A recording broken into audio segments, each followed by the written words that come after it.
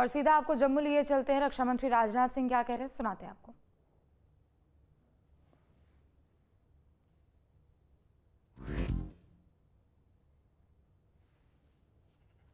तो ऑपरेशन सिंदूर के बाद पहली बार रक्षा मंत्री राजनाथ सिंह आज जम्मू कश्मीर में सेना के बीच यहां पर पहुंचे हुए हैं और वहां जवानों को संबोधित भी कर रहे हैं। ऑपरेशन सिंदूर के जरिए भारत ने जो सफलता हासिल की है उसका हौसला अफजाई करते हुए भी सेना के बीच में आज रक्षा मंत्री राजनाथ सिंह पहुंचे हैं। चूंकि इससे पहले हमने देखा जब प्रधानमंत्री मोदी भी पूरी दुनिया ने देखा है कि कैसे गैर जिम्मेदाराना तरीके से पाकिस्तान द्वारा भारत को अनेक बार एटमी धमकियां दी गई हैं। आज श्रीनगर की धरती से मैं पूरी दुनिया के सामने यह सवाल उठाना चाहता हूं कि क्या ऐसे गैर जिम्मेदार और रोग नेशन के हाथों में परमाणु हथियार सुरक्षित हैं? मैं दुनिया के सामने यह सवाल खड़ा करना चाहता हूं। मैं मानता हूं कि पाकिस्तान के एटमी हथियारों को IAEA international atomic energy agency की निगरानी में लिया जाना चाहिए। मैं ये कहना चाहूँगा और साफ तौर पर कहना चाहूँगा, साथियों, हमारी सेनाओं हमारी सीमाओं पर अपनी मातृभूमि की रक्षा के लिए जिस तरह से आप सभी बिना रुके बिना थके दिन रात लगे रहते हैं, वह अपने आप में अद्भुत है और अद्वितीय भी है। आपकी यही बातें हम सब भारतीयों के लिए मार्गदर्शक का कार्य करती हैं। यही कारण है कि मैं हमेशा आपसे मिलने के लिए उत्साहित रहता हूं, ताकि आपके अंदर की ऊर्जा से हम सब भी कुछ प्रेरणा ले सकें। साथियों, आतंकियों ने पहलगाम में धर्म पूछकर हमारे निर्दोष लोगों को मारा।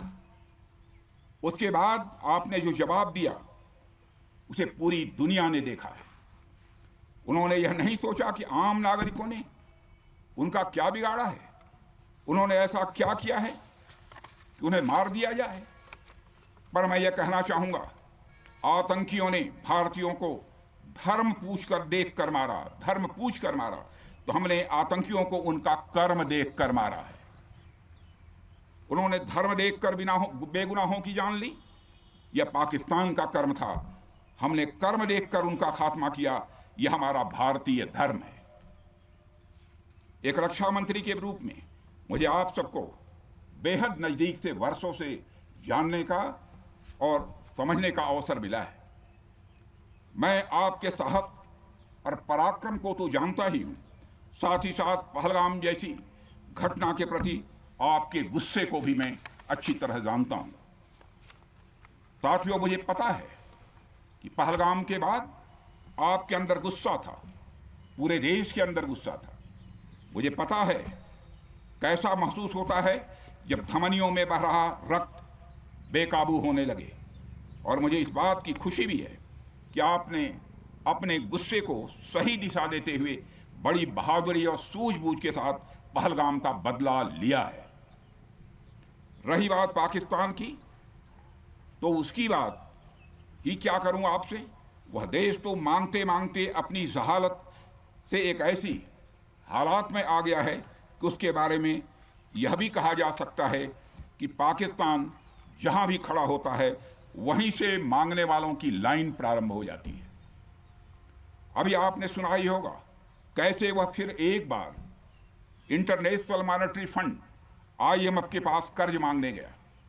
वहीं दूसरी तरफ हमारा देश है कि हम आज उन देशों की श्रेणी में आते हैं जो IMF को फंड देते हैं ताकि IMF गरीब देशों को कर्ज दे सके।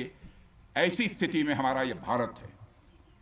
रामचरितमानस में स्वामी तुलसीदास जी ने लिखा है, जहां सुमतितः संपत्ति नाना, जहां कुमतितः विपत्ति निदाना। यानी जहां सुमति होती है, अच्छी नीतियां होती हैं, वहां सुख और समृद्धि होती है, और जहां कुमति होती है, बुरी मति होती है, केवल दूसरों के हित की भावना होती है, वहां तरह तरह की विपत्तियां स्वाभाविक रूप से आती ही हैं। पाकिस्तान जिसका जीता जागता यह उदाहरण है। साथियों, भारत के बारे में पूरी दुनिया यह बात जानती है कि हमने हमेशा शांति को प्राथमिकता दी है। हम आमतौर पर युद्ध के समर्थक कभी नहीं रहे, लेकिन स्थितियां जब इतनी विकट हो जाएं, जब देश की संप्रभुता पर आक्रमण होने लगे तो जवाब देना यह आवश्यक हो जाता है। राष्ट्र कवि रामधारी सिंह दिनकर जी की पंक्तियां आपके सामने रखना चाहूंगा। रुग्ण होना चाहता कोई नहीं, रुग्ण होना चाहता कोई नहीं, रोग लेकिन आ गया जब पास हो तिक्त औषधि, कड़वी औषधि, तिक्त औषधि के सिवा उपचार क्या, शमित होगा वह नहीं मिष्ठान्न से। यानी कोई बीमारी अगर लग जाए वह मिठाई से दूर नहीं होती है, उसके लिए कड़वी दवा ही काम करती है। इसलिए आतंकवाद जैसे रोग के लिए भी ऑपरेशन सिंदूर जैसी दवा की बड़ी जरूरत हो गई थी।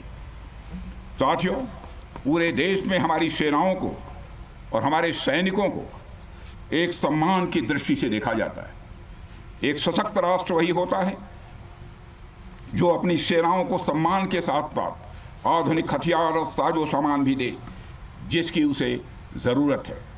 मुझे गर्व है कि आज प्रधानमंत्री जी के नेतृत्व में सरकार हमारी सेनाओं के लिए यह सब सारा काम कर रही है। हमने यह सुनिश्चित किया है कि हमारी सेनाएं हर परिस्थिति के लिए तैयार रहें। और मैं यहाँ पर army chief general Upendra Dwivedi ji को भी बधाई देना चाहता हूँ, क्योंकि बार बार मेरी चर्चा होती रही है और बार बार मैं ये पूछता हूँ कि जो भी आवश्यकताएं हैं उन आवश्यकताओं को पूरा करने के लिए हम पूरी तरह से तैयार हैं। और इसलिए इसके लिए हम वर्ल्ड क्लास बेहतरीन गुणवत्ता वाले साजो सामान अपनी सेनाओं को देने की कोशिश कर रहे हैं।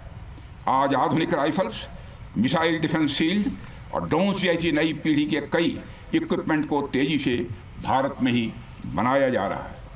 साथियों, इसके अलावा सीमावर्ती इलाकों में हमने जो काम किया है वो आप सब देख रहे होंगे। आज एलएसी और एलओसी पर भी कनेक्टिविटी है, वैसी पहले शायद कभी नहीं थी। हमने हर स्तर पर यह दिखाया है कि हमारी सरकार केवल युद्ध भूमि पर ही नहीं बल्कि व्यक्तिगत रूप से और पारिवारिक रूप के साथ अपने सेना के जवानों के साथ खड़ी है। साथियों, अंत में एक बार फिर आप सभी को आपके शौर्य और पराक्रम के लिए हृदय से हार्दिक बधाई देता हूं।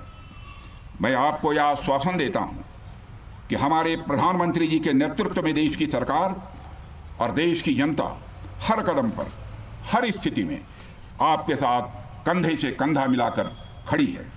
मुझे पूरा विश्वास है कि आपके सहयोग से हम इस पूरे क्षेत्र में आतंकवाद का समूल नाश करेंगे, ताकि कल को कोई भारत की संप्रभुता के खिलाफ आंख उठाने की हिमाकत न कर सके। इसी आशा और विश्वास के साथ आप सबके शौर्य और पराक्रम की सराहना करते हुए और आप सभी को अपनी हार्दिक शुभकामनाएं देते हुए अपना निवेदन समाप्त करता हूं। बोलिए जय हिंद, जय हिंद। यहाँ का घोष